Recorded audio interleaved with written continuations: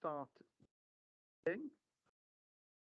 Next report we have is review of the corporate plan targets for 2023, and I will ask Archie.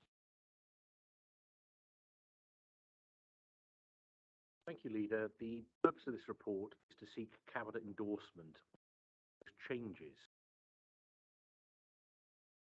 as outlined A prior to them being submitted for approval again at Council tomorrow. The background is that the corporate plan was refreshed in February 22, as it is every year, and was endorsed by Cabinet and Council in line with the normal statutory requirements to review the corporate plan. It was acknowledged, though, that the Council was still in the recovery phase post-COVID. That impacted on the planning cycle, making it challenging in some instances to set meaningful targets for 22-23. Therefore, what was agreed was that a flexible approach would be adopted to ensure that business planning is robust and effective. And essentially that a flexible approach allowed each directorate to have the opportunity to review and reconsider targets for 22-23 based on updated and verified data as it became available. Paragraph 4.2, therefore, now suggests that Appendix A is each director has had that opportunity to look at what changes they want to make to the corporate plan targets, and it is intended this will be then published as an addendum to the current corporate plan. Moving forward, I think it's also been accepted that this is probably a sensible approach. So rather than having lots of gaps in the corporate plan annually, it probably makes more sense in terms of target setting in the planning cycle to wait in some cases for additional information to be available so that targets can be more realistic and more meaningful. What I should point out is that this year is, of course, the last year of the current corporate plan. And as I indicated earlier on the previous item, what that will allow us to do is potentially review and indeed reset the targets that we want and the objectives that we want in the corporate plan moving forward. And Leader, there are no financial implications from this report, and so it takes you to the recommendation, which is that Cabinet endorses the corporate plan targets for 22-23 as set out in Appendix 1 and recommends to Council that they are approved at the meeting tomorrow on October 19th.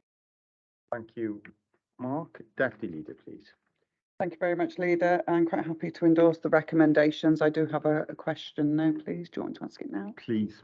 Thank you. So the question particularly is to our Director of Social Services, Claire. And I'd like to know some clarity around why the reduction of targets, particularly in response to the community resource team. Thank you, Deputy Leader. Claire, please. Yes, thank you very much for the question. Just a little bit of feedback. Is that better? No. That's fine. Yeah.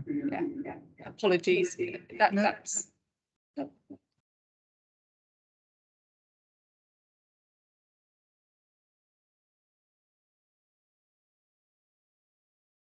Sorry, in terms of the community resource team, what we saw in the COVID year was a reduction in activity in the community resource team, which resulted in some reduction in the percentage of people who had a reduction in their care needs post-reablement and going through that service.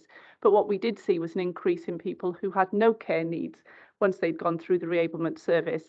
I think this is probably a key example where some of the targets within the plan perhaps aren't the most helpful, because doing well in one area might mean that you do less well in another area. And obviously to come through a service with no ongoing care needs is the very best outcome that we could aim for. I think as we go forward, particularly in terms of these indicators, they are statutory indicators we report on in adult services, but I think it might be helpful to look at some meaningful measures in future years which tell the whole story of the service rather than indicators which are a little bit confusing because they can contradict each other. Thank you.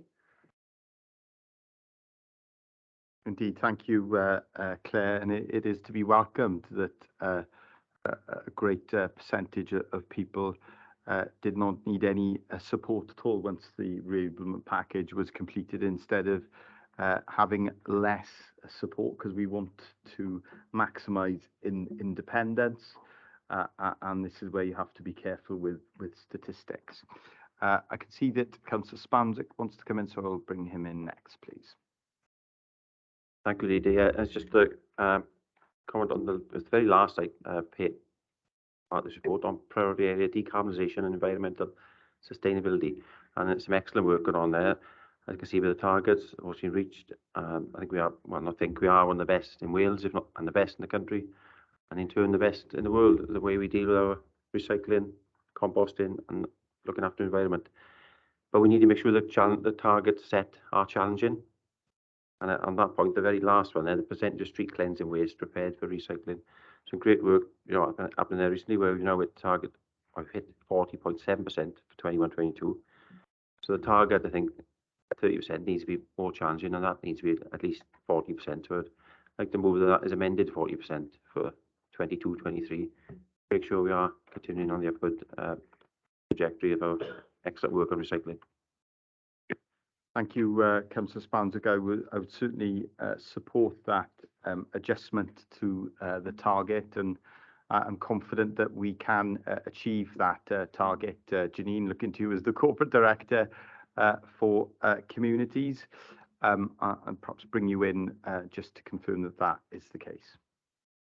Yes, good afternoon, Leader. Yes, I've confirmed with the team, and that's absolutely fine. We can amend that target as suggested by the Cabinet Member. Thank you, Janine. Councillor Williams, please. Thank you, Leader. Could I invite the Director of Community to please offer some clarity on the page 274, that's the percentage of Gen Council operational buildings achieving full statutory compliance. Thank you for that, Councillor Williams. Janine, please. Yes, good afternoon. Thank you, Councillor. Yes, the figure that you see as reported was a figure for 21-22 at the back end of COVID, and that figure has increased significantly since. We're up into the high 80s. In fact, we're into the 90% in some of the areas.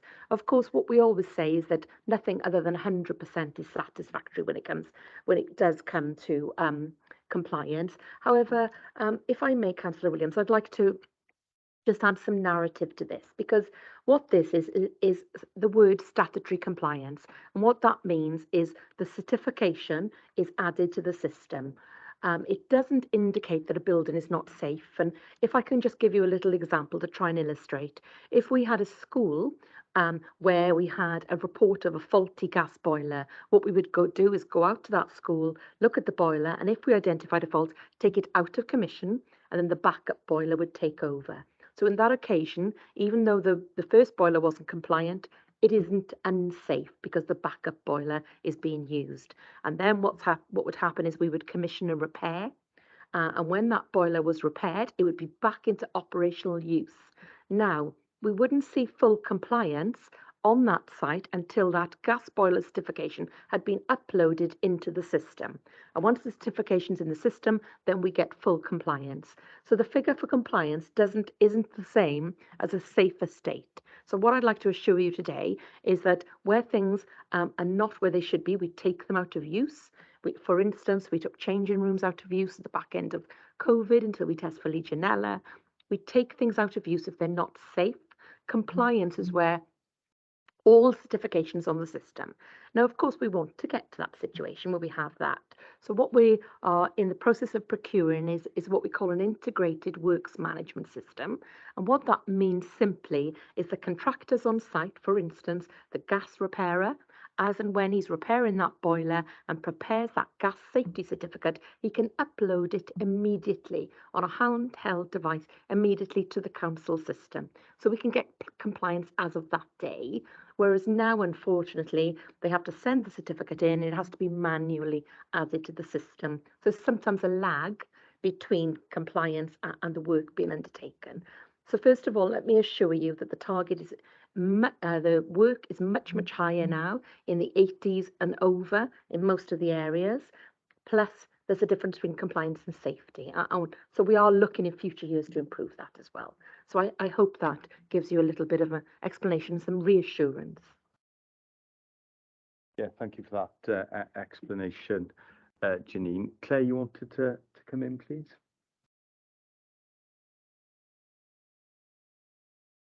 Thank you, Leader. It's in relation to the targets that we are proposing to set around employment, education and training for our care leavers. I think on reflection, the targets that we're proposing to set for 22-23 aren't aspirational enough.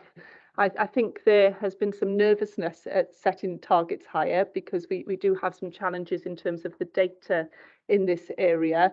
But we have, as you know, an Improving Outcomes for Children board, which is benefiting from an independent advisor, and that independent advisor is advising us, and that board is chaired by the Chief Executive, that we do need to be more stretching and more challenging in the aspirations we set in our targets. So if we look at our actual achievements in 21-22, they were better than the targets we set for those years for both the education, employment and training after 12 months and for 24 months. So I would be proposing an amendment to the report that we at least achieve those outcomes that we achieved in the last financial year, and preferably better. But as you can see, that the targets are set as greater than. So that's what I would like to propose as an amendment, Leader. I welcome that. We need to be stretching in our targets, and certainly at the very least, I think we should match what we achieved this year. And in previous years, and in the previous year, we bettered the target that is in the report. Deputy Leader, please. Thanks very much, Leader. I'm happy to support Claire's recommendations. Thank you for that, Deputy Leader.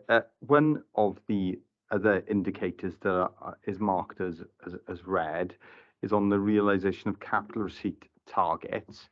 However, I'm sure the Chief Officer for Finance, Performance and Change can confirm that that was as a result of a slippage in a capital receipt, but that capital receipt will still be realised, which is the key point around any performance indicator, and it's just about the timing of that capital receipt, not about whether or not we receive the amount. Can you confirm that, please, Gareth?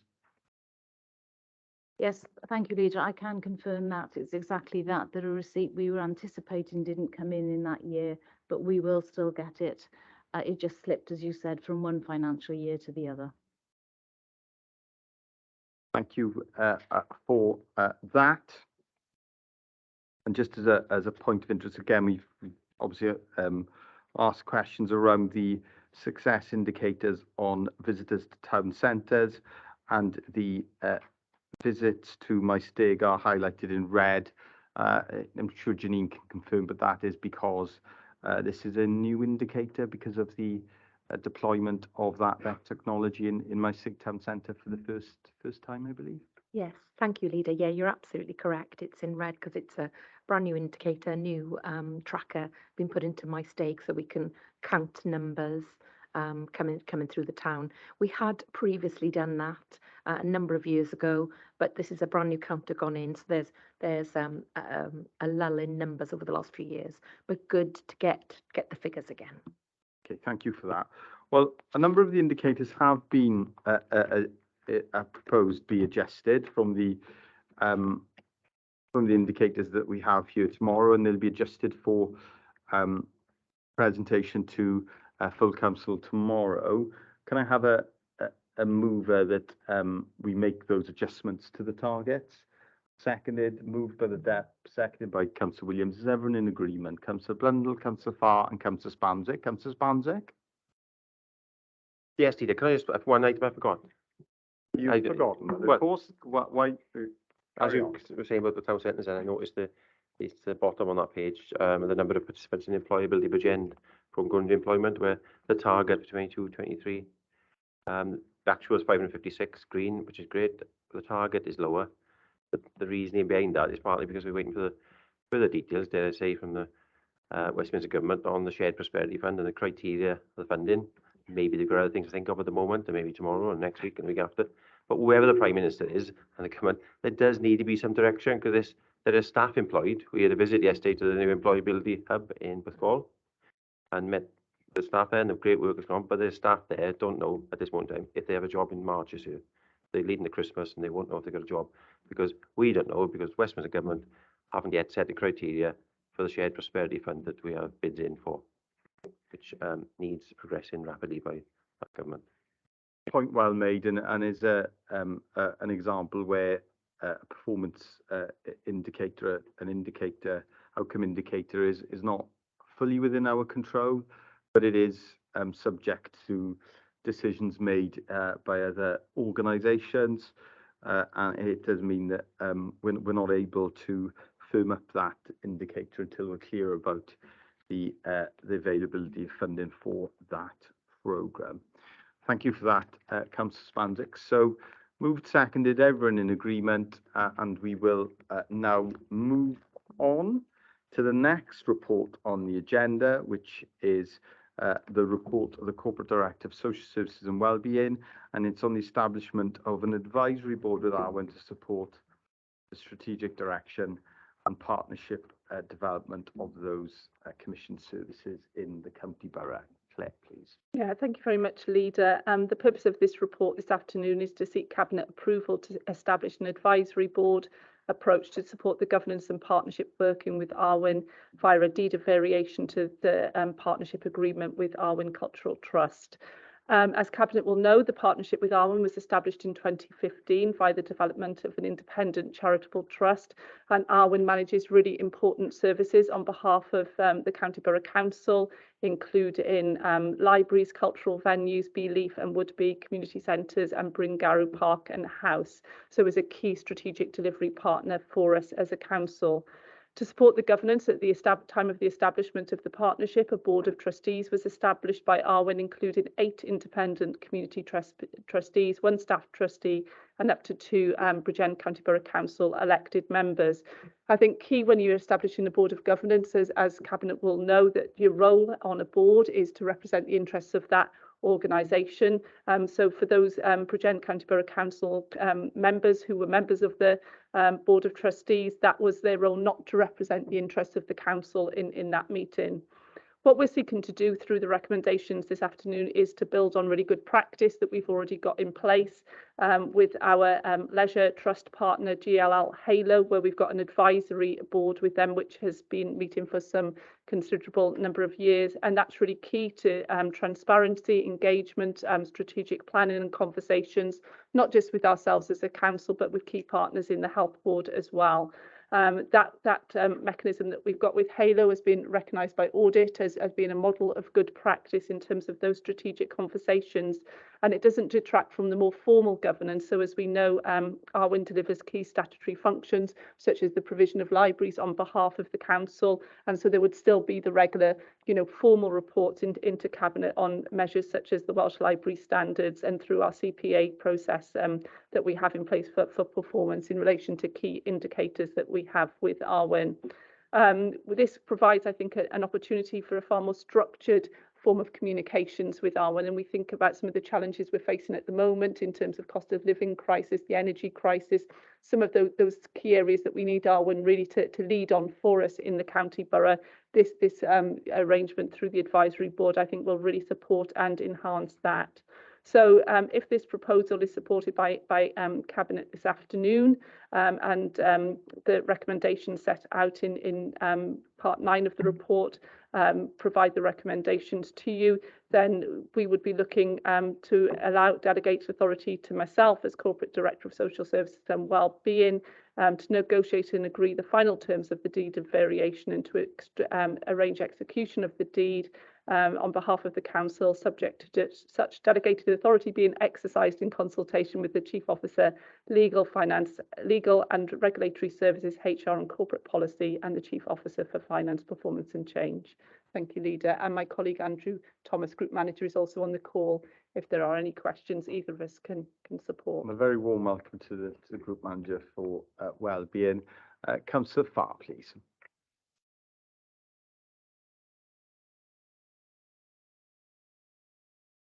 Forget that you got to do that as well as that.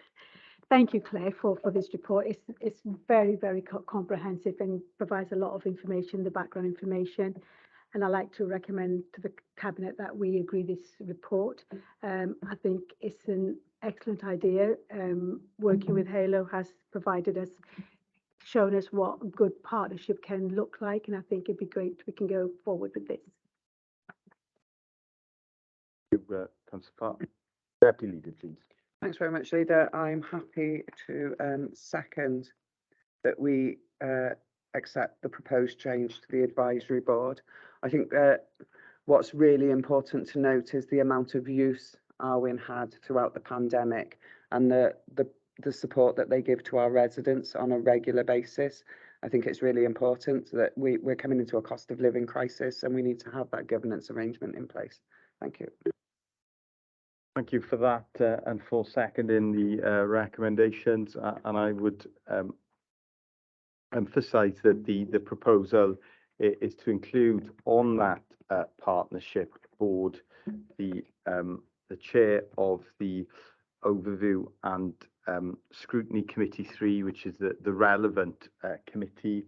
That is an arrangement that is mirrored on the advisory board for Halo, and that's a successful model on which we've based this partnership arrangement. And as with any board, I'm sure we'll review, new board in particular, we'll review the terms of reference and the function of that board at a timely point in the future. So for the mover and the seconder, is everyone in agreement with those recommendations, please? Okay, thank you, Councillor Williams, Councillor Spanzik and Councillor Blundell. And thank you very much for that, Andrew and Claire. We will now receive a further report from the Corporate Director for Social Services and Wellbeing on the provision and care and support in our secure estate in Bridgend. Claire, please.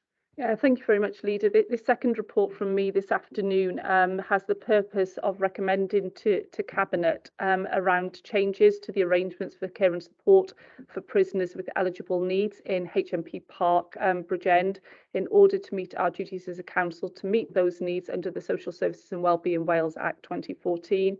And the report specifically recommends your approval as Cabinet to transfer the existing care and support provision currently delivered by G4S Health Services to the Council, noting the 2P transfer of undertakings of protection of employment transfer of the existing G4S staff, and to review in due course the existing contractual arrangements with G4S and enter into a new or varied agreement with those staff.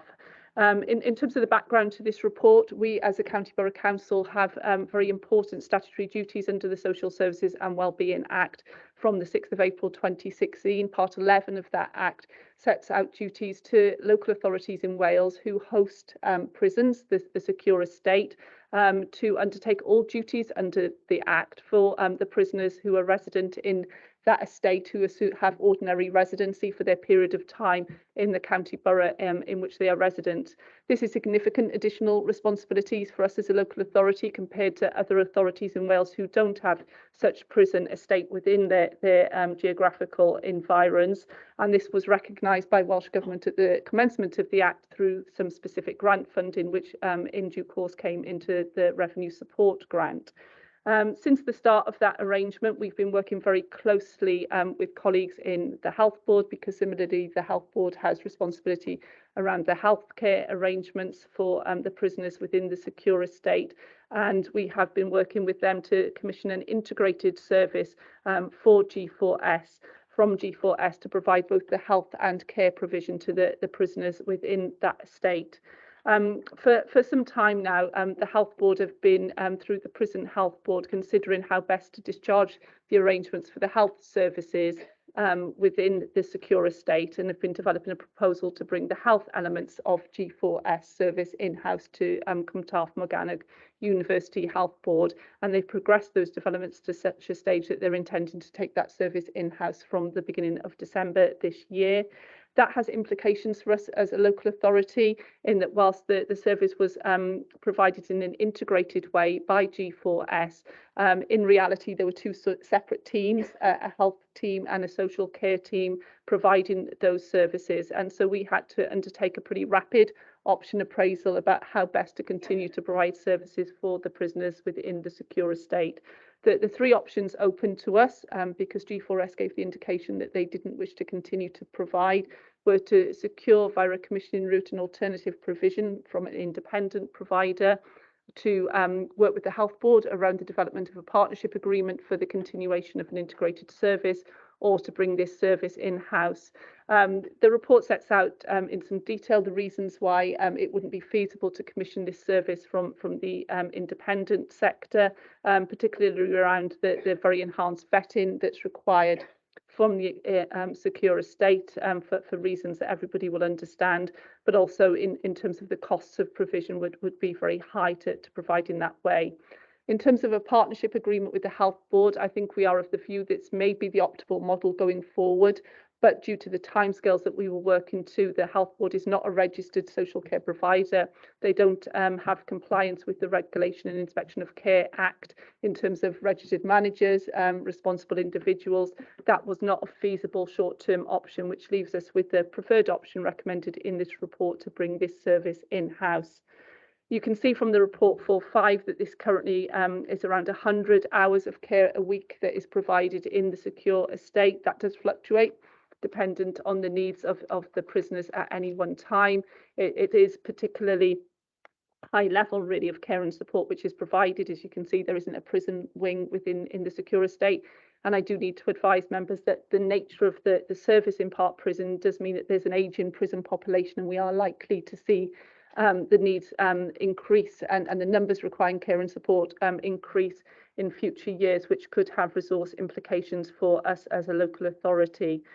In terms of the financial implications within the report, you can see that we currently have a budget of £72,000 within our budget. We did have a greater sum than that, £228,000 came across into the local authority as part of the RSG when the grant funding came to an end. I think some further work is needed in terms of the due diligence around exactly how much it's going to cost to provide this service going forward. But as you can see in 8.2, the proposal is that whatever the needs are, this is met from the home care budget within adult social care at the moment.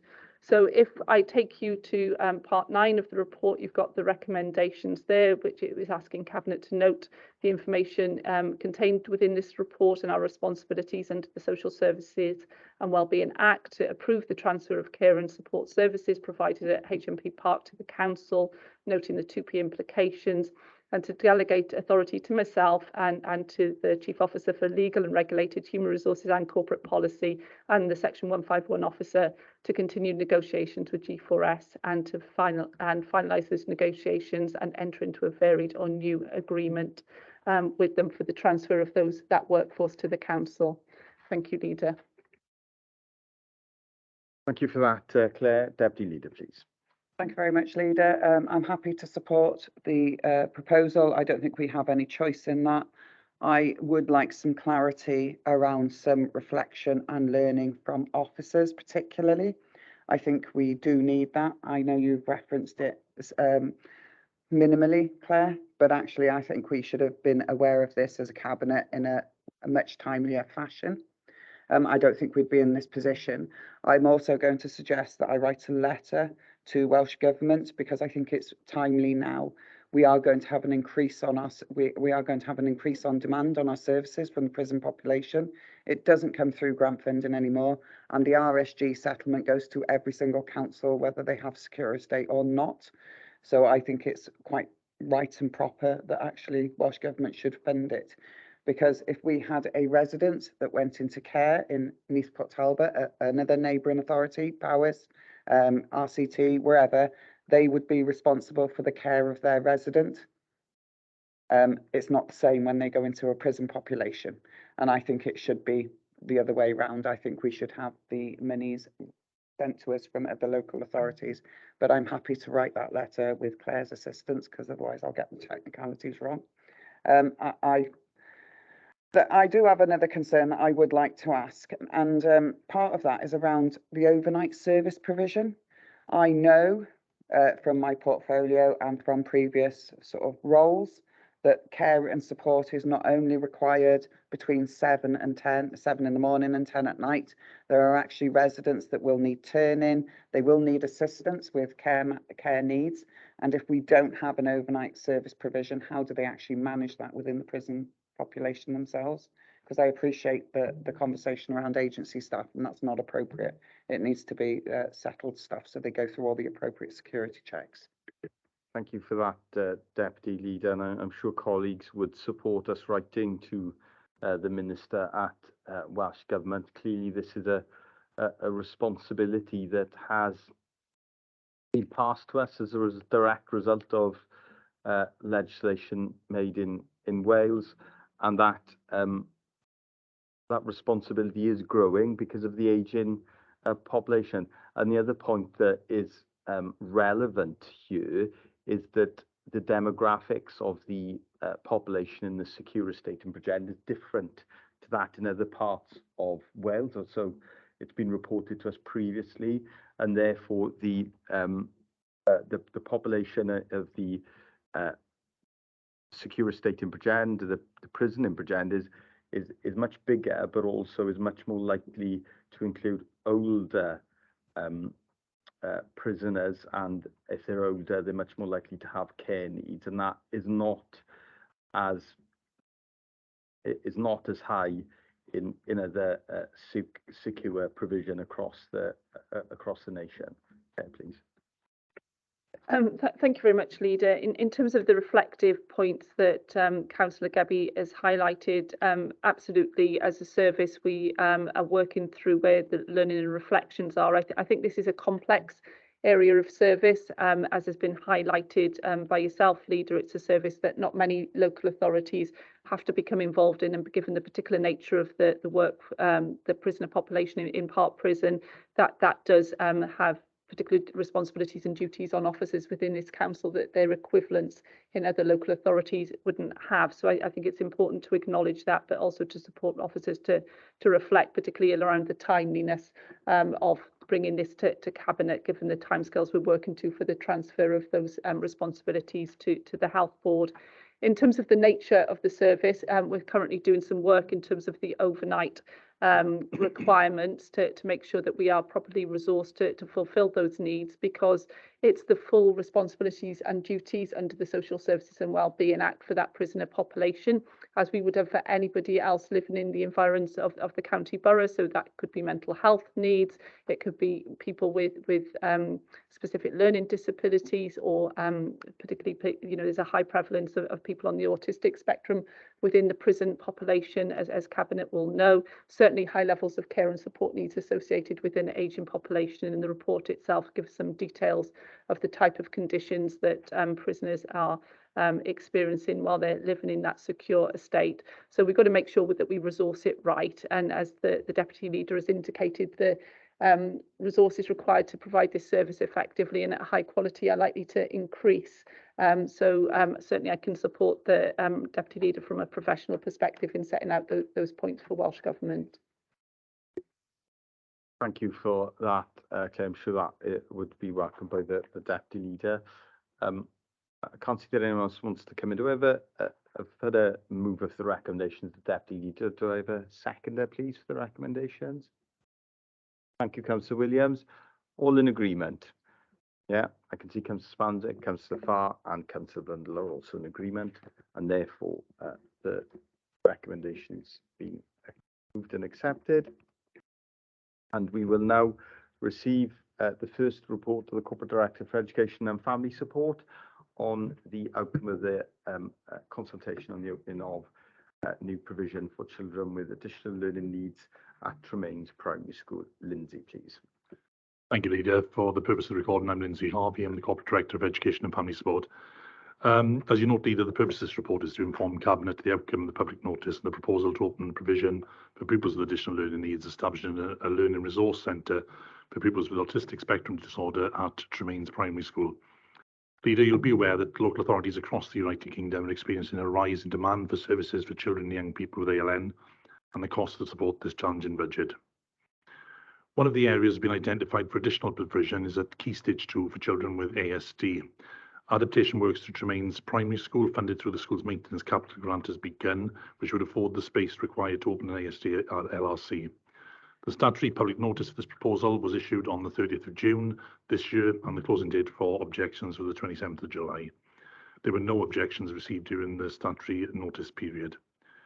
Cabinet therefore is now able to determine the implementation of the proposal, and the funding for the LRC will be allocated through the mainstream schools delegated budget via the school's funding formula allocation using a combination of the class allocation and the age-weighted pupil unit element.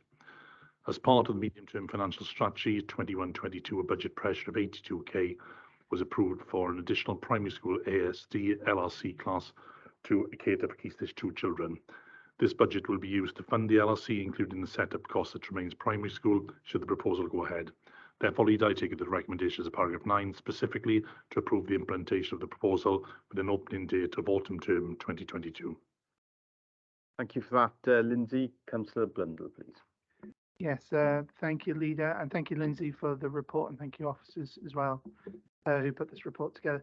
Oh, as you would have heard from Lindsay there, that this went out to consultation, and we received no, thankfully, we received no any ones against any anyone against this report. I'm happy to take you to the recommendations and approve this great news for Tremaines Primary School. I'll second the report. Thank you. Remove the report, sorry. Thank you for I'll that, second it. Councillor Blundell, and Councillor Farr seconded the recommendations. It is indeed very good news, and I know how supportive the whole school community is, and we'll be looking forward to the new classroom being opened in the winter term. Now, of course, we're in the autumn term already. So, is everyone in agreement with that, please, colleagues? Thank you. Thank you, Councillor Spanzik, Councillor Williams, Councillor Farr, and Deputy Leader. The next report is another report from the Corporate Director for Education and Family Support, and it's on the school modernisation programme plans for Coity Primary School. Lindsay, please. Thank you, Leader. The purpose of this report is to seek Cabinet approval to commence a statutory consultation process to enlarge Coity Primary School. The proposal, if approved, will come into effect from the beginning of spring term 2025. The background of this report, Leader, is set out at paragraph 3. Coity Primary School was constructed during Band A of the school modernisation programme and opened in November 2015. The adopted supplementary planning guidance 16, applicable at the time, was used to calculate the size of the provision required. However, a 2019 review of pupil yield rates from the new housing developments demonstrated a higher pupil yield figure compared to the rates contained in then Bridgend County Borough Council adopted SPG 16. SPG 16 has since been updated and the revised rates have been adopted by Council. In order to address the demand for places at Coity Primary School, officers undertook an options appraisal which identified the need to increase provision at the school. The appraisal resulted in the preferred option being identified in the form of a 2-storey 4-classroom extension. In June 2022, Council approval was received to include the scheme in the capital programme and to utilise BCBC capital resources to fund the extension. Once the Section 106 contribution has been received, which is approximately £300,000 in total, this funding will displace some of the BCBC funding. This proposal would result in Coity Primary School's capacity increasing from 420 to 525 places for pupils aged 4 to 11 years. That is, in effect, a 2.5 form entry school. The published admission number, the PAN of the enlarged school, would be 75, and also as a result of the development, there would be an opportunity to increase the existing nursery provision from 76 full-time equivalent places to 88 full-time equivalent places. The proposal to enlarge Coity Primary School requires the local authority to make a regulated alteration under the School Organisation Code 2018. A full consultation exercise is required with stakeholders, and following this period of consultation, a further report on the outcome of the consultation will be submitted to Cabinet to consider the result of the process. Cabinet would then need to consider whether to authorise the publication of a statutory notice. If such a notice were issued, we would invite formal objections during the statutory 28-day period. 1.65 million has been allocated in the capital programme for this project. The local authority has entered into a separate Section 106 agreement in respect to the additional housing in the area. Any changes to the total cost of the scheme will be reported back to Cabinet and Council as appropriate. Any revenue implications resulting as a consequence of enlarging the school include increases to the school's delegated budget to cover the larger premises area and an increase in pupil numbers, along with any potential increases in school transport cost, which would depend on the school admission process, and the applications made at that time will not be known until the scheme is developed further. Therefore, Leader, I take it to the recommendations of paragraph 9. Thank you for that, Lindsay. Councillor Blundell, please. Thank you, Leader. And once again, I'm going to be repeating myself here. Thank you, Lindsay and officers, for the report. I know this is great news for Coity Primary and for the residents of Coity and Park Derwin. Just to point out, this is the first stage of the process. We will be working closely with the local community, the school, the governing body, and the local members to make sure that this school is fit for everyone. So we are like to take you to the recommendations and move the report. Thank you. Thank you for that, Councillor Blundell. And of course, in addition to the statutory the statutory process around and statutory consultation process around any new major school modernisation project, there is also, of course, the planning process, the statutory local authority planning process, and there will be an opportunity for feedback from the local community on that. And I know that representation's already been made by the Chair of Governors and one of the local members, Councillor Williams, around the availability of outdoor space, and I'm sure that is a factor that will be considered as part of this process. But this is the principle of additional classrooms at Coity Primary School and consulting on that. So I've got a seconder. Second, Chair. Deputy Leader, please.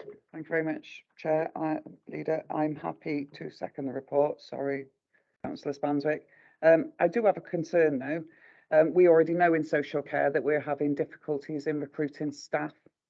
I am concerned that additional learning needs pupils need that extra support in a very empathic and sympathetic manner. I'm concerned that we don't have the resource available to us. So how are we going to manage that, please? Thanks, Deputy Leader. Through you, Leader. Deputy Leader, you're absolutely right. There's a challenge with regard to staffing in all of our schools, and interestingly, one of the challenges that we have felt with Coity Primary School in particular is around the provision of staff for breakfast provision. So we've seen this across the local authority. As you'll be aware, there's significant work going on with regard to recruitment of staff and also using staff more flexibly across settings. So again, it is a concern. It's certainly felt by other local authorities in Wales with regard to support for learners with additional learning needs. And indeed, that's something that's top of our priority because it fits in line with Welsh Government expectations around the ALNet Act. So again, I can confirm there's a lot of work going into it, but the challenges are significant. Thank you for that. Lindsay, recommendations be moved and seconded. I know there's support by Councillor Spanswick. Councillor Williams and Councillor Farr, you're in agreement too, in which case the recommendation has been accepted. And I'm sure we will receive a report on this in the future as it progresses. And we will now move on to the third report, the Corporate Director for Education and Family Support, on the plans for new provision for children with additional learning needs at Ysgol Cynaed Sant. Lindsay, please. Thank you, Leader. The purpose of this report is to inform Cabinet of the outcome of the public notice and the proposal to open a provision for learners with additional learning needs, establishing a learning resource centre for pupils with moderate learning difficulties at Ysgol Cynaed Sant. The background of this report is set out in paragraph 3. As I've outlined some of the key related issues in the previous report this afternoon, I'll proceed, if that's okay with you, Leader, to paragraph 4. Further to a review of the local authority's provision for pupils with additional learning needs, there's an identified need to open an LRC for children with MLD who attend Welsh medium schools in the county borough. With this in mind, building works are planned for an unused building at Ysgol Cynaed Sant. This would afford the accommodation required for the MLD LRC and would be funded through the school's maintenance capital grant. The statutory public notice in respect to this proposal was issued on the 30th of June 2022 and the closing date for objections was the 27th of July. I can confirm there were no objections received in the statutory notice period. Cabinet is therefore now able to determine the implementation of the proposal. The funding of the LRC would be allocated through the mainstream school's allocated budget via the school's funding formula allocation and using a combination of the class allocation and the age-weighted pupil unit element. Funding levels would be derived from notional current staffing levels and are based on the salary of a teacher. One-off funding for the set-up cost would be approximately £10,000. And as part of the medium-term financial strategy 21-22, a budget pressure of £60,000 was approved for an additional primary school MLD LRC class to cater for Key Stage 2 children accessing education for the medium of Welsh. This budget will be used to fund the LRC, including the set-up costs at Cynaed Sant, should the proposal go ahead. Leader, I take the recommendation of paragraph 9 and that Cabinet is asked to approve the implementation of the proposal. Thank you. Thank you for for that, Lindsay. Councillor Blundell, please. Yes, thank you, Leader. Again, thank you, Lindsay, and thank you, officers, for the report. This is, again, great news for the authority and great news for Ysgol Cenedlaethol Sant.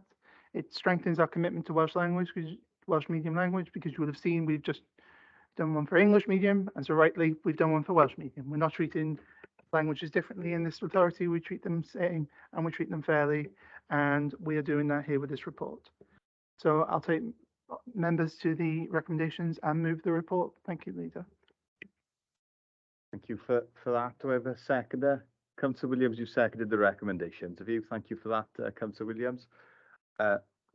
Likewise, I welcome the progress on this, and note as well the support once again from the school community, and I look forward to seeing the provision open in the winter term, and I know that will be welcomed by parents and the school community alike.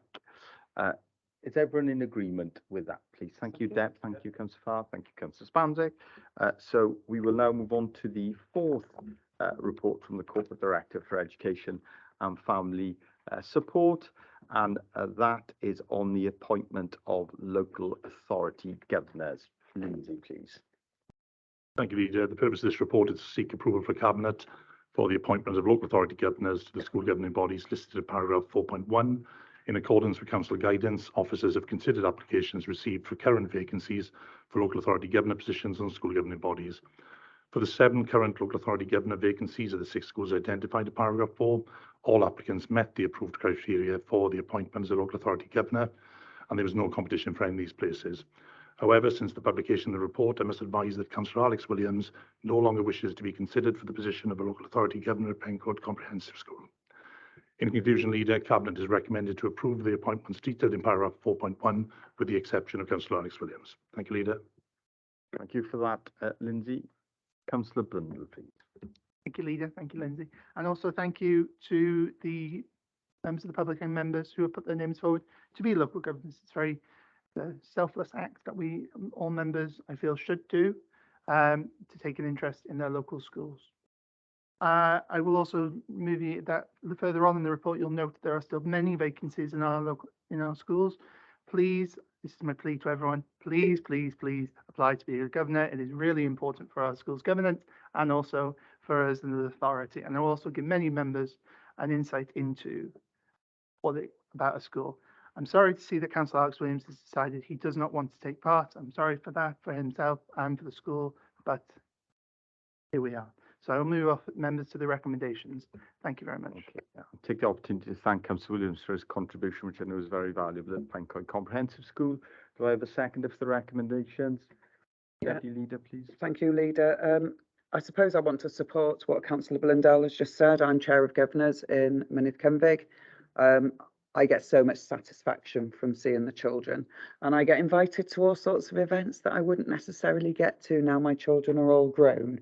So I would encourage anybody, and the skills that you learn, it vastly improves your sort of set of skills that you're able to take out into a wider workforce or even indeed personal circumstances. Thanks very much, Leader. Thank you for that. It's moved and seconded. Do I have agreement from that? Councillor Spanzik, Councillor Farr and Councillor Williams, thank you all. So we will now receive the next report of the Corporate Director for Education and Family Support, and that is on the school modernisation programme for Heronsbridge School and the outcome of the statutory notice. Lindsay, please. Thank you, Leader. The purpose of this report is to inform Cabinet of the outcome of the published statutory notice in respect to the replacement Heronsbridge School, to seek approval to modify the implementation date of the proposal to the beginning of spring term 2026, and to seek approval to issue and publish a decision letter as prescribed in the School Organisation Code. The background to this report, Leader, is set out at paragraph 3. In March 21, ministerial approval was received in respect of the strategic outline business case for the replacement 300-place Heronsbridge Special School plus residential provision. Currently, there are 236 pupils on roll at the school. Although every effort has been made to make best use of the building, the unprecedented increase in the number of learners with autistic spectrum disorder requiring education suited to their needs has resulted in an increased demand for places which simply cannot be accommodated. The existing school has a range of specialised facilities. However, the current building is not fit for purpose. The overall condition of the building is poor, and the backlog maintenance cost assessed in October 2020 is some £1.2 million. The local authority undertook a feasibility study to consider the development of the school on privately owned land at Island Farm. This was reported to Cabinet in March 22. Approval received to commence a statutory consultation process to make regulated adjustments to increase the number of pupils with whom the pupil makes provision to 300 and to relocate the school from its current location at Owenny Road, Bridgend, to Island Farm, Bridgend.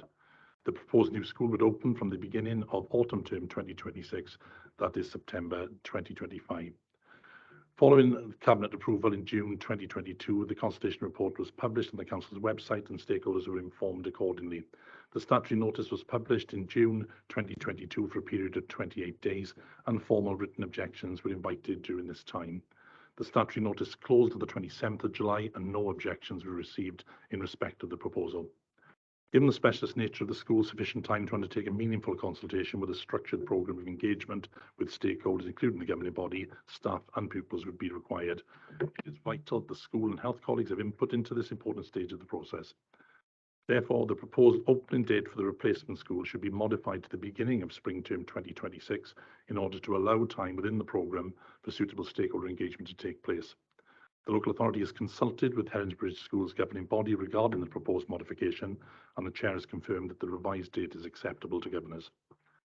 The Chair advised that the governing body expects the best for the pupils, as do we, which begins with detailed consultation with all stakeholders, especially pupils at the design stage before the building begins.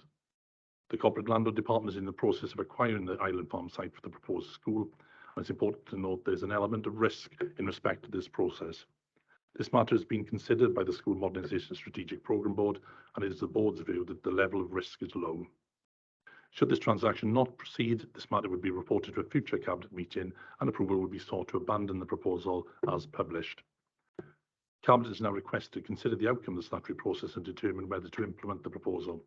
Cabinet can either decide to accept, reject or modify the proposal. The financial implications are set out at paragraph 8. £25 million has been allocated within the overall Band B capital budget for this project. In June 22, Cabinet was advised that the contractor, inflation and the impact of COVID-19 and Brexit would have had a detrimental impact on the schemed costs. Cabinet was informed that Welsh Government had issued revised cost standards to local authorities which address price increases and cover decarbonisation and the commitment to deliver net zero carbon schools. The impact of the revised cost standards was reported to the Council in July 22, and approval was received to increase the Council's overall Band B capital budget from 49.504 million to 64.966 million. The cost of the scheme will continue to be reviewed regularly through the course of the project, and any changes to the total cost of the scheme or Council contributions will be reported back to Cabinet and Council as appropriate.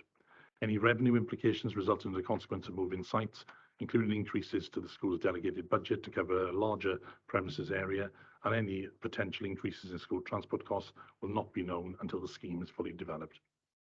Leader, in conclusion, I take the recommendations of paragraph 9. Thank you. Thank you for that, Lindsay. Councillor Blundell, please. Thank you, Leader, and thank you, Lindsay, for outlining the report there. No, I just wanted to take members through that this is, again, great news that we are moving this forward. We are moving the modified date of presenting you to the modified date. That is working in conjunction, as all with our school modernisation, with the head, with the governing body, and with parents and students alike, because that's what it's for. This school is for them, and so we're working with them at every turn. So I won't bore you all again. So I will take you to the recommendations and move the report. Thank you very much. Thank you for that, Councillor Blundell. The case for this is a compelling one, and that is why I believe there's been no objections during the public consultation period. We do desperately need a much bigger school, so this will provide places for 300 children, whereas we currently have 236 children on roll, and indeed that is more children than we have space for, and that current space is simply not fit for purpose. And I'm particularly pleased that this will represent the biggest single ever investment in special needs education in the history of Bridgend county borough, and I know we will look to ensure that the design is of the highest quality and ensure that we look at best practice across Wales. I was privileged and honoured to be at Tŷ Hafan, the Children's Hospice for Wales, last week, and some of the children who are pupils at Heronsbridge are supported at Tŷ Hafan. Tŷ Hafan has recently benefited from a modernisation and extension, and I think there's a real opportunity there to look at and consider the environment that they have created for children with very complex needs and ensure that that is included in the design for this school. The recommendation has been moved. Do I have a seconder for the recommendation, please? Thank you, Councillor Farr. Yeah, I'll second it. And also, I think it's really, really important that we do work with the teachers, the school governors, especially the parents and the children. I know one of the parents whose child goes to the current school, and she's really, really excited that her son will have something that's a bit more advanced and meet his need. So I think it's great that we are working with parents. Thank you, and I'll second the report. Thank you for that crucial point, and that partnership will be at the heart of that design. So moved and seconded. Councillor Spanzik, you wanted to come in, please? Very briefly, Leader, yeah, just to say, it's great to see what we're doing here, but I wonder, will we benefit again as a cabinet to have a visit to current provision to understand where perhaps shortfalls may be, and then we can make sure we fully take on board that for the new provision. We certainly would. Councillor Spanzik, I can see that Councillor Blundell wants to come in, please. Yeah, absolutely, Councillor Spanzik. That is on the agenda. We're just currently looking for a date that would work for all of us. So look out for it in your calendars. Okay, thank you, and thank you for support, Councillor Spanzik, Councillor Farr, and Councillor Williams and Deputy Leader in support of that recommendation. And we will therefore move on to the next report from the Director for Education and Family Support, and this is on the procurement process for the replacement and relocation of Heronsbridge School. Lindsay, please. Thanks, Leader. As you note there, the purpose of this report is to seek Cabinet approval to proceed with the procurement process of Heronsbridge School. The background to this report is set out at paragraph 3, and as much of the information was presented in the previous report, I'll proceed to paragraph 4, if that's okay. Cabinet members will be aware that you've just received a report regarding the outcome of the statutory process to make regulated alterations to Heronsbridge Special School, to increase the number of pupils for whom the school makes provision to 300, and to relocate the school from its current location at Wenny Road to Island Farm. Further to Cabinet's decision in respect to the previous report, Council will need to progress the procurement of the team to deliver the project. Due to the specialist nature of Heronsbridge School and the need for meaningful stakeholder engagement, there's a need to appoint a multidisciplinary design team to develop the first 2 stages of the design for the replacement school, and this will involve reviewing the feasibility study and develop the concept design. Cabinet members will be aware that the construction industry is seeing unprecedented levels of uncertainty in the supply and delivery of construction projects. It's been impacted by several external factors, including Brexit, supply and labour shortages, and more recently the war in Ukraine and the increase in energy costs. All of these issues are contributing to price increases, and the main contractors are unable to get subcontractors to hold their costs for extended periods in managing the impact of a complex, fast-moving and highly inflationary environment. These issues mean that to ensure a successful project, a truly collaborative approach is required across the procurement, design and delivery phase. Paragraph 4 identifies the range of options in respect of the design and build of the new school. The Cabinet will note that option A is the officer recommended preferred procurement approach to pursue, with the contract included in secondary option X1 with price adjustment for inflation as outlined in paragraph 4. The Social Services and Wellbeing Directorate has mitigated the need to place some children out of the county as they have access to Harwood House, which is located on the current site of Heronsbridge House. However, there are significant benefits for the home to be relocated alongside the replacement Heronsbridge School. During the design development stage for the replacement school, officers from Social Services and Wellbeing will work with the Education and Family Support team to consider costed options to relocate the residential and respite services alongside the replacement school. The outcome of this process will be reported to a future Cabinet meeting. As Cabinet will be aware, the Corporate Landlord Department is in the process of acquiring the Island Farm site for the proposed school. It's important to note, as I noted in the previous report, there's an element of risk in respect to this process. As previously reported, this matter is now being considered by the School Modernisation Strategic Programme Board, and the level of risk is considered to be low. However, should the transaction not proceed, this matter will be reported to a future Cabinet meeting, and approval will be sought to abandon the proposal as published. Notwithstanding above, it is the Board's recommendation that the design process for the replacement school commences and runs concurrently with concluding the site transaction process. Should the transaction not proceed, any abortive design fees costs would be met by the Council's revenue budgets. The financial implications are set out at paragraph 8, and as previously reported, 25 million has been allocated within the overall Band B capital budget for this project. In June 2022, Cabinet was advised that the contractor inflation and the impact of COVID-19 and Brexit will have a detrimental impact on the scheme costs. Cabinet was informed that Welsh Government issued revised cost standards to local authorities which address price increases and also cover decarbonisation. The impact of the revised cost standards was reported to Council in July 2022, and approval was received to increase the Council's overall Band B capital budget. Any changes to the total cost of the scheme or Council contributions will be reported back to Cabinet and Council as appropriate.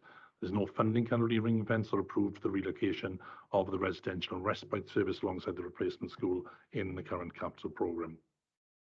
Any revenue implications resulting as a consequence of moving sites, including the increases to the school's delegated budget to cover a larger premises area, and any potential increases in school transport costs will not be known until the scheme is developed further.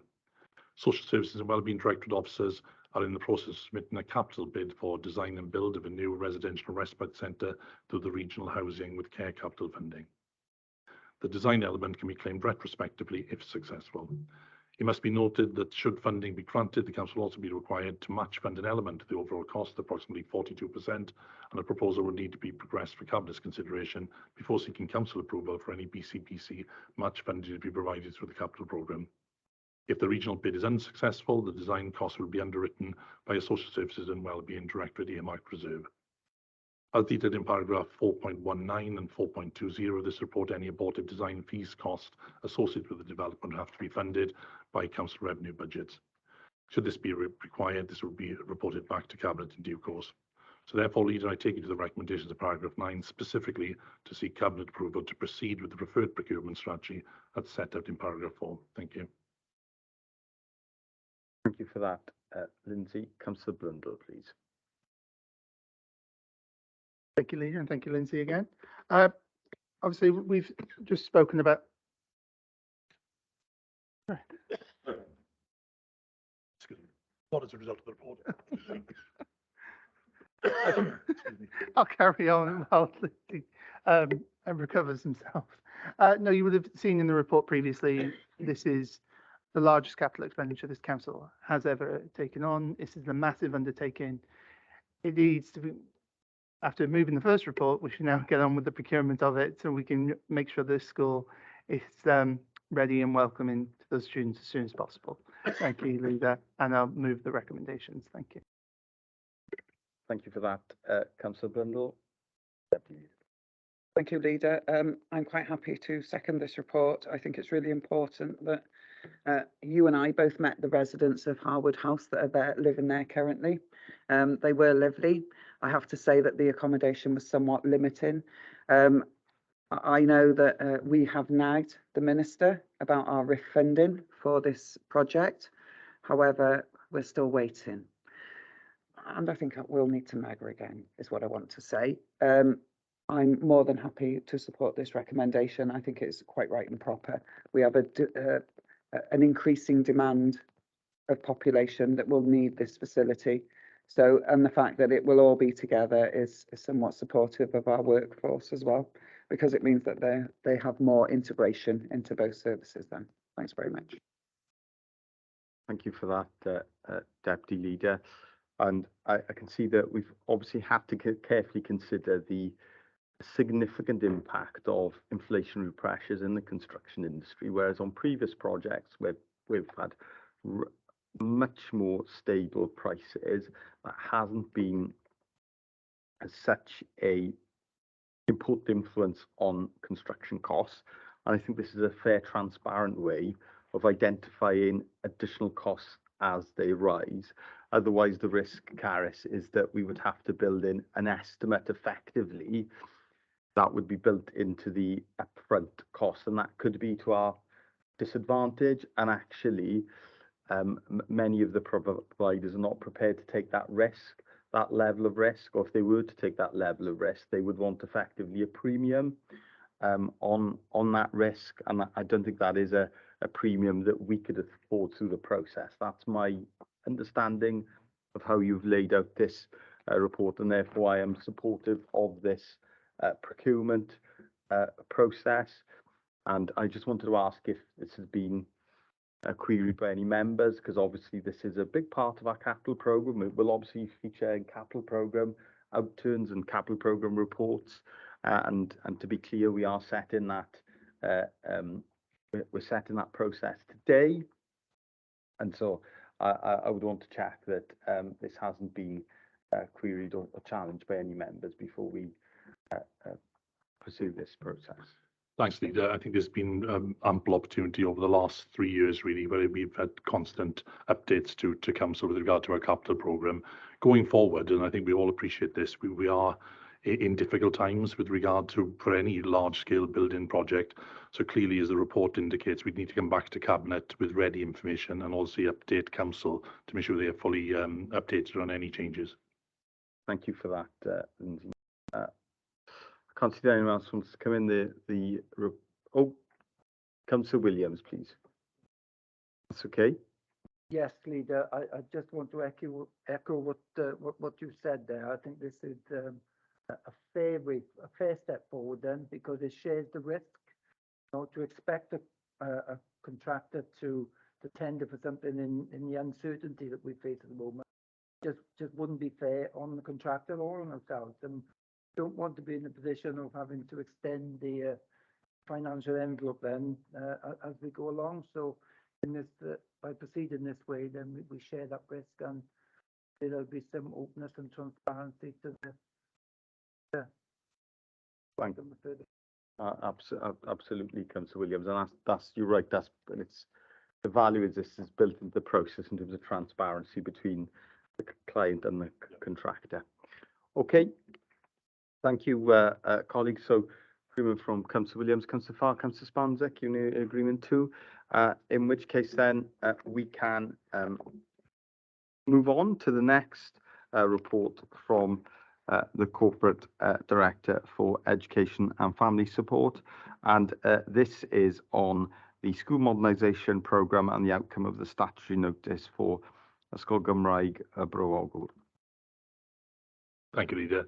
The purpose of this report is to inform Cabinet the outcome of the published statutory notice in respect to the replacement Ysgol Gymraeg Bro Ogwl, to seek approval to implement the proposal with effect from the beginning of autumn term 2025, and to seek approval to issue and publish a decision letter as prescribed in the School Organisation Code. The background of this report is set out in paragraph 3. In January 22, Cabinet approval was received to commence a statutory consultation process to make a regulated alteration to enlarge YG Bro Ogwl to a 2.5 form entry school with a 90-place full-time equivalent nursery plus an 8-place observation and assessment class on land of Fort Cadfan. The proposal will come into effect from the beginning of autumn term 2025. In June 2022, Cabinet was informed of the outcome of the statutory consultation process and gave approval to publish the consultation report and statutory notice in respect of the proposal. Following Cabinet approval in June 2022, the consultation report was published on the Council's website and stakeholders were advised accordingly. The statutory notice was published on the 30th of June for a period of 28 days, and formal written objections were invited during that time. The statutory notice closed on the 27th of July 2022. We received one email correspondence relating to the proximity of the existing site to the proposed new site at Fort Cadfan and querying the active and learner travel requirements. No objections were received in respect of the school proposal. Cabinet are now requested to consider the outcome of the process and determine whether to implement the proposal. Cabinet can either decide to accept, reject or modify the proposal as it stands. Cabinet members will note that 12.6 million had been allocated in the capital programme for this project, and the Welsh Government intervention rate is 65%. The additional 15 full-time equivalent places for Rising Threes need to be funded from the BCBC capital pot and would form part of the overall project costs. As reported in previous reports this afternoon, some of the more recent global issues affected the proposal, and Welsh Government support is set out in paragraph 8. Any revenue implications resulting in the consequence of move-in sites will not be known until the scheme is fully developed. The cost of the scheme will continue to be reviewed regularly through the course of the project, and any changes will be reported back to Cabinet and Council as appropriate. So therefore, Leader, I take you to the recommendations of paragraph 9, specifically to make a regulated alteration to enlarge Ysgol Gymraeg Bro to a 2.5 entry school with a 90-place full-time equivalent nursery plus an 8-place observation and assessment class on land off Fort Cadfan, and to determine and implement the proposal with effect from the beginning of autumn term 2025. Thank you. Thank you for that, Lindsay. Councillor Blundell, please. Thank you, Leader, and thank you, Lindsay, for this report. It is, again, great news that we're bringing to Cabinet today.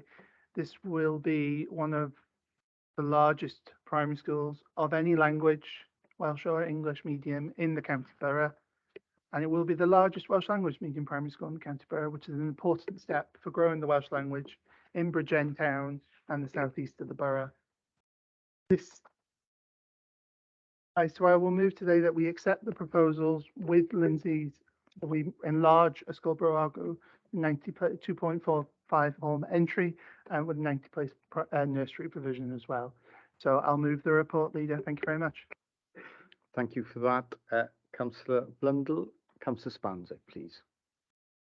Thank you, Leader. And I too would like to second that. I'm extremely pleased we second it based on the location it's now going at Fort Cadfan, because just over 2 years ago, it was an extreme concern in Bracklow because it could have gone elsewhere on green space, which it's not. And thankful for that. There's a lot of listening has been done there and learning from it. And this will be an excellent facility on what is really a brownfield site. And it'll be a marvellous addition to the many educational facilities already within the Bracklow area, even though this will be then on the very edge, but it won't be in Bracklow, it'll be in an adjacent ward by 100 metres or so. But yeah, welcome report and glad to second it. Thank you for that, Councillor Spanzik. And we were lucky enough, we recently to visit the school with local members, and we know from that visit how excited the school are about plans for its future, and in particular, again, it's worthy of note that the proposal includes plans for a new 8-place infants class for children with additional learning needs. I've never been keen on the title observation class, but that is how we describe it in ALN provision. But it is a very important new class because we do not have currently any such classes like that in Welsh medium provision in the county borough, and it is important that is offered through the Welsh medium as well as through the English medium. For the mover and the seconder, is everyone in agreement? Councillor Farr, Councillor Williams and Deputy Leader. Thank you all. And we'll now move on to receive another report of the Corporate Director for Education and Family Support on plans for Welsh medium childcare in Bridgend. Thank you, Leader. This report seeks Cabinet approval to modify the planned opening date of the new Bridgend West English Medium School to September 24, as set out in option A of the report. The background of this report is set out at paragraph 3.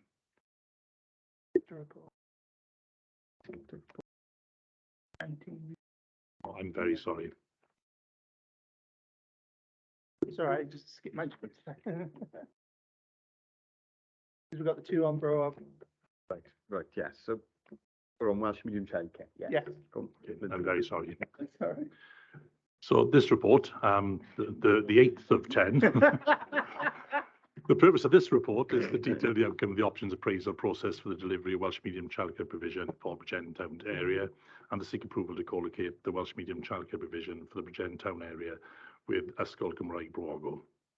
As noted in paragraph 3, Welsh Government made available 30 million across Wales for projects dedicated to supporting and growing the use of the Welsh language in education. This funding would assist the delivery of Welsh Government's ongoing commitment to achieve 1 million Welsh speakers by 2050. A childcare sufficiency audit of settings within Bridgend had identified gaps within this vital provision. These gaps, together with a lack of Welsh medium childcare, resulted in a decision being taken to centre Bridgends proposals on Welsh medium sessional child and wraparound care. In determining the locations that would benefit from such provision, a consideration was given to developing centres to support transition from Welsh medium childcare provision to Welsh medium primary provision, thereby encouraging transition and in turn promoting and supporting Welsh medium schools in key areas of the county borough. Betws and Ogmore Valley areas were identified as key locations that would benefit from a Welsh medium childcare provision, and it was considered that such facilities at these strategic locations would help support transition from childcare into Welsh medium primary education at Ysgol Gynradd Calne and Cymoedd. In addition to the geographical areas of Bridgend Town and Porthcawl were also identified as requiring Welsh medium childcare settings, which in turn could support transition into Ysgol Cymraeg Bro Ogor and Ysgol y Ferch Osger, respectively. A bid for funding was submitted to Welsh Government in September 2018, and the then Minister for Welsh Language and Lifelong Learning announced the successful outcome of the process, and Bridgend County Borough Council was awarded £2.6 million a capital grant. In July 2019, Cabinet determined the site locations for Betws and Ogmore Valley schemes, that is the site of the former Boys and Girls Club of Betws and the Isbryn Industrial Estate at Blackmill, respectively. Both schemes are currently under construction and will be completed in the near future. Officers have considered a long list of sites for the Bridgend town area based on the suitability and location for the development of the childcare facility, and the project team has considered the potential sites, determined that the preferred option for the Welsh medium childcare provision should be that it is located alongside YG Bro Ogor. If the provision is to enlarge at YG Bro Ogor to a 2.5 form entry provision, the Fort Gadfan site in Bracknell proceeds, and the childcare provision will be an integral part of the school, with separate access into that part of the building. Co-locating the Welsh medium childcare provision alongside the Welsh medium primary school will encourage excellent transition links and the promotion of Welsh language by having all through provision in the same location. The outcome of the options appraisal undertaken by the project team has been reported to the School Modernisation Strategic Programme Board, and the preferred option recommended within this report has been agreed by the board. The £2.6 million capital allocation was initially split equally between the 4 Welsh medium childcare projects, however the developments at Betws and Ogmore Valley were complex and necessitated environment within the overall allocation, plus additional funding from Welsh Government. Therefore, the funding allocation for the Bridgend Town project is £550,000, which covers costs associated with the design and construction of the building. No capital contribution is required from the council, as the cost is 100% funded by Welsh Government for the Welsh medium childcare element. Welsh Government has not made revenue funding available for the ongoing running costs of the building. As such, all associated costs, that is energy and cleaning, for example, will be borne by the end user. Therefore, Leader, I take it to the recommendations of paragraph 9, where Cabinet is recommended to give approval to co-locate the Bridgend town area Welsh medium childcare provision with YG Bro Ogor. Thank you. Thank you for that. Lindsay, do I have someone who wants to speak to this? I do. Councillor Blundell. Shock, horror, I'm in to speak again. Thank you, Leader, and thank you, Lindsay, for the report. Yes, this report complements the previous one quite well. We're here to grow the Welsh language in Bridgend, County Borough, and to do that, we need to offer these childcare settings. Yes, so that is why. Lose my train of thought. So co-located this Welsh medium childcare education will allow, as Lindsay said, will allow better excellent transition links through the school and allow the child to learn Welsh easily along that way. So I will move you to the recommendations and move the report. Thank you. Thank you for that, Councillor Blundell. And that's, I noticed that there were at least a dozen sites that were properly considered. However, the key advantage here is that it enables that smooth transition from early years into primary education, and maintains and promotes the likelihood of that transition, because we still sometimes see children perhaps progressing from Welsh medium childcare into English medium education, and this would reduce the risk of that, and therefore I am certainly supportive of the proposal. Do I have a seconder for that? Councillor Spanzik, please. Yeah, Leader, I'd like to second that and welcome this provision, Bridgend Town Centre, to this marvellous new facility we're going to soon have. So, second report and welcome. Thank you for that, Councillor Spanzik, and I'm sure Lindsay can confirm, because it is effectively a partner report with the report on the outcome of the statutory consultation process and the new school, that the timelines are to be, we hope, identical, or at least very similar, because the childcare will be constructed, it is planned at the same time as the new primary school. Okay, thank you for that, Lindsay. So to move, we've got a seconder. Is everyone in agreement, please? Thank you, Councillor Williams, Councillor Farr and the Dep, please. Thank you. We'll now move on to the next report, the 9th report, I think, of the Corporate Director for Education and Family Support. And this is on the plans for school modernisation in the west of Bridgend and the proposed modification of the opening date for the English medium. Please. Thank you, Leader, and thank you for indulging me with the premature preview before the last report of this one. So this report seeks Cabinet approval to modify the planned opening date of the new Bridgend West English Medium School to September 2024, as set out in option A of the report. The background of this report is set out at paragraph 3. The revised indicative programme in respect of the Bridgend West English Medium School is attached at Appendix 1, which details 2 alternative options for the delivery of the new schools. Option A involves the construction of both schools simultaneously. The works would commence in May-June 2023, and the school buildings will be ready for occupation by September 24. The remainder of the works, which would include the removal of the asbestos, demolition of the existing materials buildings, and construction of the external pitches to the Connelly site, would then be completed by June 2025. Option B, as per the original proposal, is to sequence the works. This would see the Marlis site English Medium School ready for occupation for September 2024, but the replacement Ysgol y Ferch o Sker, the Connelly site, not being operational until April-May 2026. The updated financial output models in respect to the revised scheme options are detailed in Appendix 2. In summary, the revenue-funded annual service charge for the 2 options to cover the cost of construction, maintenance and the financing of the project based on the current prices as set out in paragraph 4.3. BCBC's capital contribution towards fixed furniture and equipment and ICT based on the current prices would be approximately £920,000 for each of the 2 schemes, in addition to stage 1 design costs, which are also treated as one-off capital contribution, match funded at 65% by Welsh Government. This remains the same for both options A and B. Given that the revised programme dates now differ from those originally supplied and subsequently published in statutory notice, Cabinet will need to consider the options as detailed in paragraph 4.2 of this report and determine to modify the implementation date as required by the School Organisation Code. The legislation allows for an implementation date to be delayed for up to 3 years if the implementation of the proposals on that date or those dates would be unreasonably difficult, or that circumstances have so altered since the proposals were approved. In that case, Gleeds, who are the Welsh Government appointed project management company for all mutual investment model schemes, have provided the revised programmes because the implementation of the proposals on the original published schemes would be unreasonably difficult.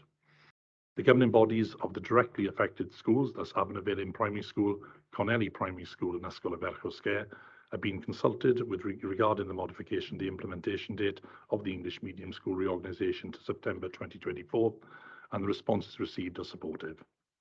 Leader, the financial implications in respect to this report are detailed in paragraph 8.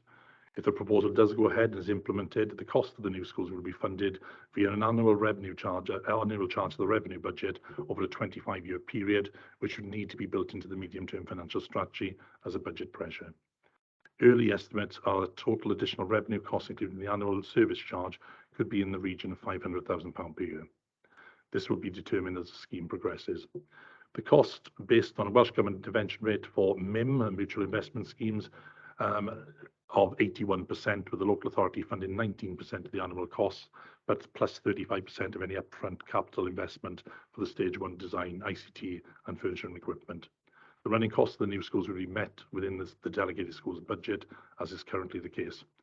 It's too early to say, Leader, whether there's going to be any efficiency savings or additional costs from the proposed new schools, and future reports to the Cabinet will outline the financial implications as they are known in more detail. In December 2020, Council approved the inclusion of the land purchase costs related to the Band B programme within the capital programme.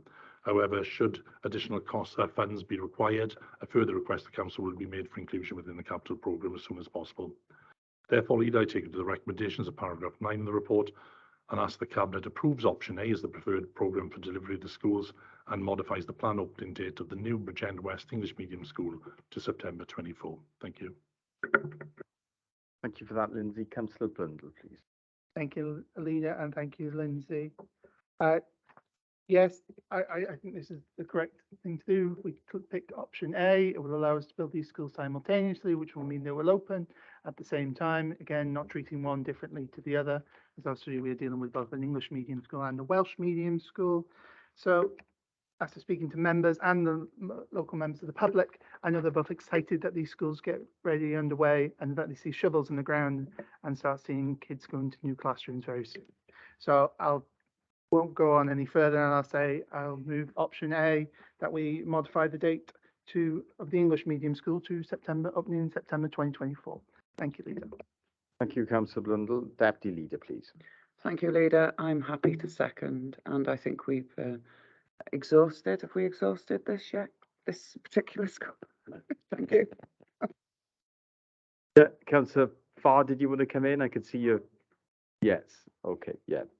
It's welcome investment, very much welcomed investment in primary school provision in Kennelly. Do we have agreement from Councillor Sponsic and Councillor Williams as well? Thank you both. In which case, the recommendations have been moved and accepted.